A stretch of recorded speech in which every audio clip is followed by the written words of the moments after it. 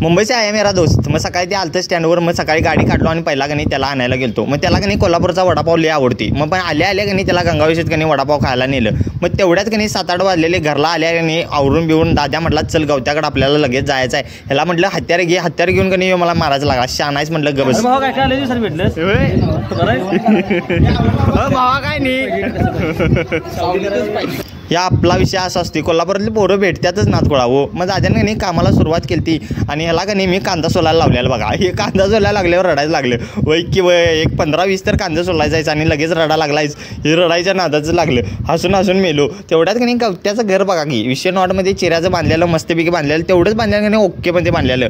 आणि मग काय म्हटला गवत्या म्हणला पूजेला बसतो आद्या डिस्टर्ब काय करू नकोस. ओके बाबा म्हटलं तू काय टेन्शन घेऊ नकोस. जेवण 1 नंबर बनवते. तेवढ्यात कणी आब्या आलं आणि मला म्हटला आद्या भावा तूच रे. वय काय म्हटलं विषय नॉट रे. मग विषयच नाही म्हटलं. आणि मी म्हटलं दादी जरासं मला पण जेवण करायला शिकव की. एवढा काय विषय म्हटलं उलातनं घे आणि व्यवस्थित हे कर. दाद्यानं कणी भात बी केलता आणि एका बाजूला डाळ पण झालती.